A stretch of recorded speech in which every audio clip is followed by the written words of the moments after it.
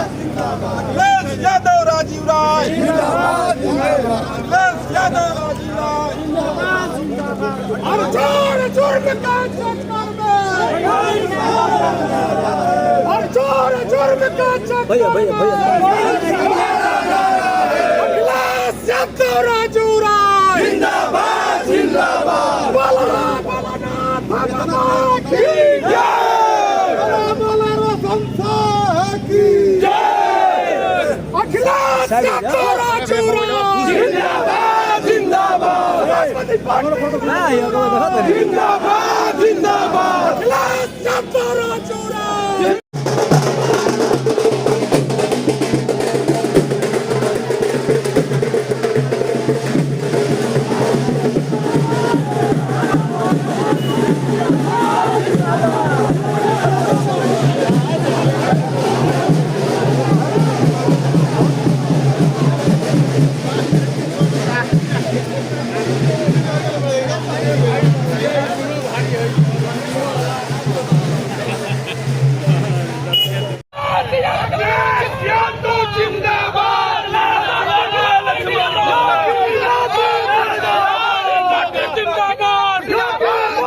सबसे पूर्वी छोर पर स्थित बलिया जनपद भौगोलिक रूप से तीन तरफ से बिहार प्रदेश से घिरा हुआ है। इस जनपद में आधा दर्जन गंगा और घाघरा को लेकर आधा दर्जन नदियों का प्रवाह है, जिससे जनपद वासी आए दिन प्रभावित होते रहते हैं।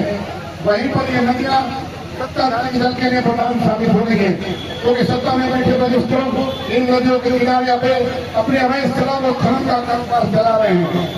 साथ ही अवैध भूकसी जैसी घृत कार्य भी कर रहे हैं। प्रदेश में जब से भाजपा सरकार बनी है, जनपद का विकास कार्य ठप है। पूर्व की सरकार में जो विकास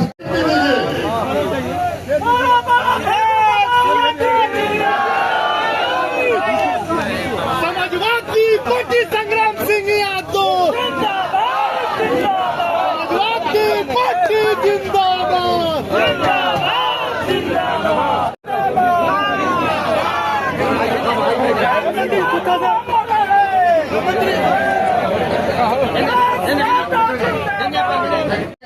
अब संख्या पिछड़ा दलित के साथ ही साथ सर्व समाज के लोग इस सरकार के कार्य प्रगति से आहत हैं। उनकी बात कहीं नहीं सुनी जा रही है। इससे बात होकर आज 13 सितंबर 2024 नदी के कगार पर है। इनमें से कुछ गाँव नदी में बिल्कुल विलीन हो गए हैं।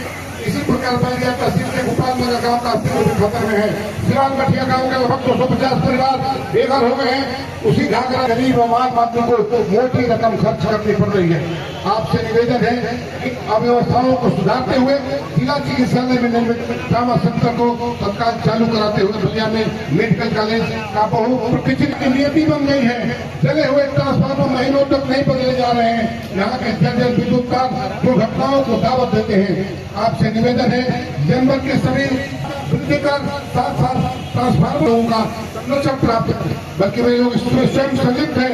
अवैध शराब के कारोबार से जनपद के जुआ बर्बाद हो रहे हैं और इस धंधे में बचत को लेकर आए दिन हिंसा भी हो रही है। जनपद के लिए ये चिंतनीय विषय है। कार्रवाई होना जनपद वासियों के हित में है। महोदय, जनपद में अपराध अपने चरम पर है। यहाँ अपराधी बेखौफ और बिंदास है और पुलिस थाने अपराधियों भाजपा नेताओं की सारी कार्य कर रही है, जिसका प्रत्यक्ष प्रमाण। किस तरह का ये प्रदर्शन है? क्यों प्रदर्शन आज कर रही है समाजवादी पार्टी? क्या वजह रही है? भारतीय जनता पार्टी की जो सरकारें उत्तर प्रदेश और केंद्र में चल रही है, उसकी जन विरोधी जो नीतियां हैं और पूरे प्रदेश में जो अराजकता फैली हुई है, भय, भ्रष्टाचार, बलात्कार, हत्या, इन तमाम मुद्दों पर, किसानों के मुद्दे पर, बिजली के सवाल पर, छात्रों के सवाल पर, नौजवानों के सवाल पर, अल्पसंख्यकों के सवाल पर, वक्फ एक्ट के सवाल पर, इन तमाम मुद्दों को लेकर के समाजवादी पार्टी पूरे देश में प्रदर्शन कर रही है। तो वही बीजेपी के लोग कह रहे हैं कि उनके पास कोई काम नहीं है, ना उनके पास कुछ है, कोई मुद्दा नहीं है, इसके वजह से वो प्रदर्शन समाजवादी पार्टी के लोग कर रहे हैं, केवल बरगलाने का काम कर रहे हैं। ये भारतीय जनता पार्टी अपने गिरेबान में खुद जाके कि 10 वर्ष लगातार 10 सालों की सरकार होने जा रही है। 27 में 8 साल पूरे हो गए उत्तर प्रदेश में, और केंद्र में भी द्वितीय पाली खेल रही है। वो खुद ही समीक्षा करे कि उसने जनता के लिए क्या किया है। ये अनर्गल आरोप लगाना बंद करे। हमारे राष्ट्रीय अध्यक्ष जी का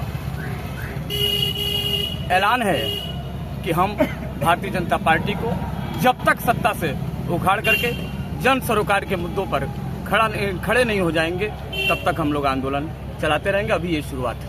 अखिलेश यादव जिंदाबाद जिंदाबाद। ना आज ठीक होता है। मेरा नाम और परिचय बता दें। मैं डॉक्टर श्रवण यादव, प्रदेश सचिव समाजवादी शिक्षक सभा उत्तर प्रदेश।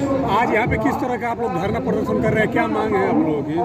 आज बलिया जनपद से हमारे पूरे कोने कोने से आए हुए आम जनता और हमारे पार्टी के राष्ट्रीय स्तर, प्रदेश स्तर, जिला स्तर के नेतागण बेरोजगारी, महंगाई, भ्रष्टाचार और किसान, मजदूर, नौजवान, व्यापारी, छात्र को लेकर के यह धरना प्रदर्शन किया गया है कि आए दिन जो है सरकार के जो भी आश्वासन। मैं अपने सांसद गण का अभिनंदन करना चाहता हूं जो आज के इस धरना में उपस्थित है।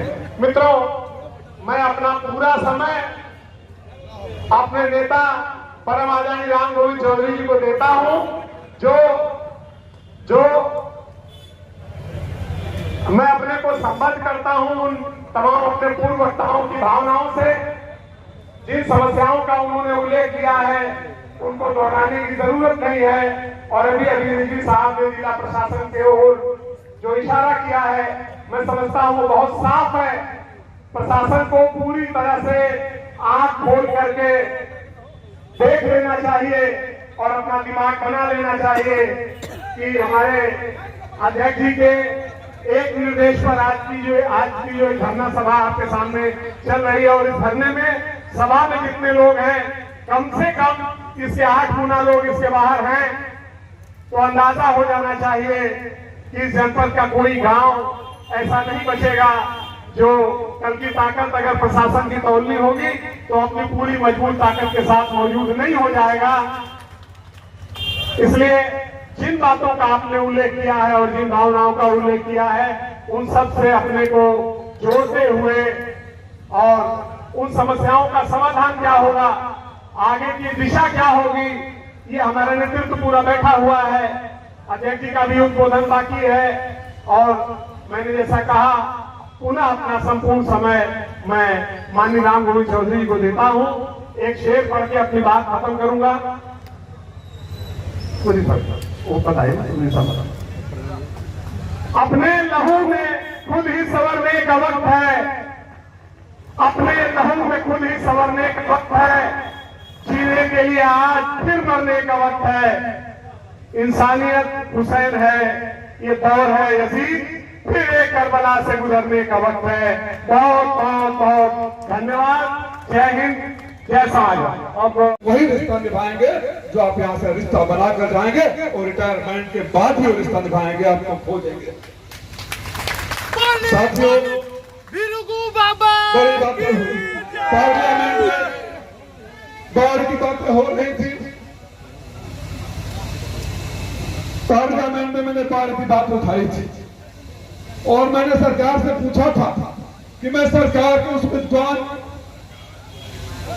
सलाहकार को जानना चाहता हूं, उनके बारे में जानना चाहता हूं, जिसने सरकार को बता दिया कि अगर गंगा में बाढ़ आएगी, हमारे बगल में बक्सर के विधायक सांसद जी बैठे थे, कि अगर गंगा में बाढ़ आएगी तो बिहार तो डूब जाएगा, मेरा गांव नहीं डूबेगा, बलिया नहीं डूबेगा, बैरिया नहीं डूबेगा, बांसडी नहीं डूबेगा, देवरिया नहीं डूबेगा, गोरखपुर नहीं डूबेगा, सलेमपुर नहीं डूबेगा। जवाब आया है, कल लिखित में जवाब आया। ये प्रदेश का मामला है, हमने प्रदेश सरकार को निर्देश दे दिए। बिजली का सवाल है, इस पर शायद हम लोगों का ध्यान नहीं गया। आप लोगों को याद होगा मोदी जी का 2017 वाला भाषण, 56 इंच का सेना का आविष्कार वहीं से हुआ था। उसके पहले हम लोगों को नहीं पता था। इधर पुलिस का अधिकारी है, IPS भी है, 56 इंच का सेना किसका होता है नहीं पता होगा, इनका भी नहीं होगा, मैं दावे के साथ कहता हूँ। लेकिन नेताजी 24 घंटा बिजली देने के लिए 56 इंच का सेना चाहिए। कहाँ सेना सिकुड़ गया? आज बिजली के नाम पर अवैध वसूली हो रहा है। पत्रकार साथियों, आप अपना निभाओ। छापा मारा जाता है गरीबों के घर, वसूली शुरू होती है 5 लाख, 8 लाख, 10 लाख, 20 लाख। और सेटल होता है 25,000 पर, 50,000 पर, इसके खिलाफ भी आंदोलन चलेगा। मैंने सरकार से कई सवाल किए थे। मैं चाहता हूं कि मैं अपने जन्मभूमि पर रहूं, सौभाग्यशाली हूं, उस क्रांतिकारी धरती पर पैदा हुआ। मैं चाहता हूं सवालों पर जो आज हमने आंदोलन की शुरुआत की है, उन सवालों पर हम बात को आगे बढ़ाएं। बात हो रही थी, हमारे नेता ने, सदन में कई सांसदों ने अग्निवीर के सवाल उठाया है। अग्निवीर की नौकरी कितना साल के हो, कौन साल के हो? तो सरकारों 5 साल ना रहेगा चाहे, ना रहेगा चाहे, ना रहेगा,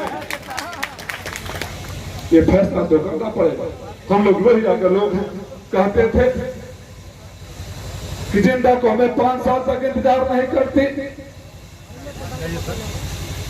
जिस सरकार ने हर घर में बेरोजगार कर दिए हो, सरकार को बेरोजगार करने की जिम्मेदारी हम सबकी है। सारे मुद्दों को कहा गया। हम अपने नेता को लड़ते हुए देखे हैं, बास जी के विधायक के कारनामे भी हम खूब सुन रहे हैं। और मैं बास जी के विधायक से या सत्ता दल के उन सारे नेताओं से कहना चाहता हूं कि सत्ता के अहंकार में 5 साल की नौकरी के लिए ऐसा मत कर देना कि 5 साल बाद हम तो वापस आएंगे, आप कहीं मुंह दिखाने लायक नहीं रहोगे। इसलिए शालीनता के साथ अहंकार को दूर करके राजनीति करो। किसी पद पर नहीं है राम गोविंद चौधरी जी, लेकिन जितनी लड़ाई में अपने पार्टी के नेता के सामने भी और हर मोर्चे पर जितनी चिंता करते हुए आप लोगों को देखता हूँ, शायद हम लोगों में से बहुत कम लोग करते होंगे। मैं इस क्रांतिकारी धरती के लोगों से आह्वान करने आया हूँ। 1942 में आपने अंग्रेजों को यहाँ से भगाया था, और अगर हम बार बार कहते हैं कि हम चित्तू पांडे की धरती से हैं, मंगल पांडे की धरती से, जयप्रकाश नारायण चंद्रशेखर छोटे मिर्जा की धरती से, तो हमारी जिम्मेदारी और भी ज्यादा हो जाती है।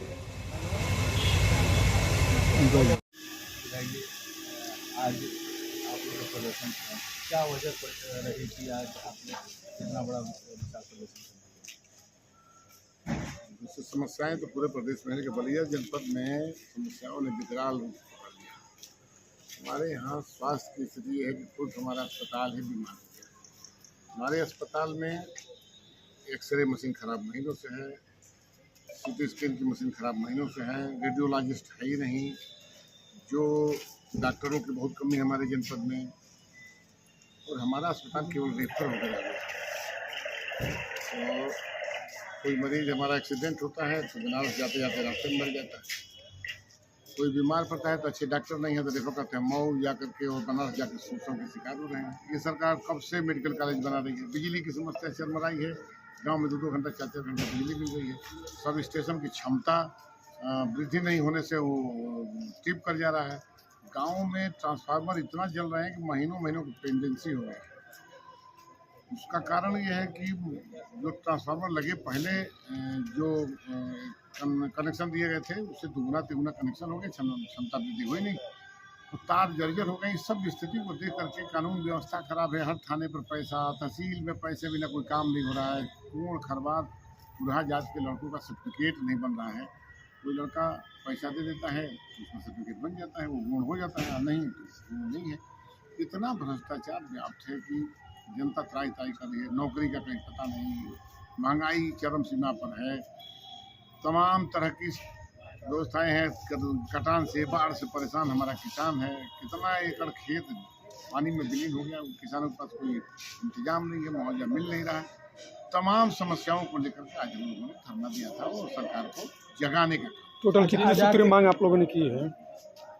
कितने सूत्रीय मांग है आप लोगों की? आपको मिल गया होगा, भिजवा दिया है, आपके व्हाट्सएप पर है वो पूरी मांग का जो एजेंडा मांग पत्र है वो उसको भिजवा दिया। आपके एक आह्वान पे कहाँ से सपा के पूरे जनपद के 7 विधानसभा से लोग हमारे आए थे, जनता अपने आप भी आई थी, हमारे नेता लोग भी आए थे। सारा हमारा नेतृत्व, तीनों सांसद माननीय सनातन पांडे जी, माननीय रमाशंकर राजभर जी और माननीय राजीव राय जी, तीनों विधायक बिजली साहब, जयप्रकाश अंचल और मैं स्वयं, और फिर और सारे नेता लगभग एकजुट होकर के और इस आंदोलन में, इस धरने में शामिल हुए।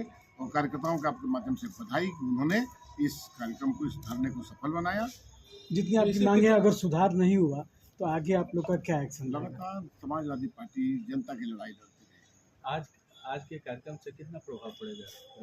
बढ़ना चाहिए। अगर सरकार अगर हार्टलेस नहीं हुई, अगर थोड़ा भी उसको जनता की समस्याओं से थोड़ा भी उसको मतलब होगा तो निश्चित रूप से वो इसका पालन करेंगे। और नहीं, जनता से कोई लेना देना नहीं होगा तो निश्चित रूप से सरकार नहीं सुनेगी। ठीक।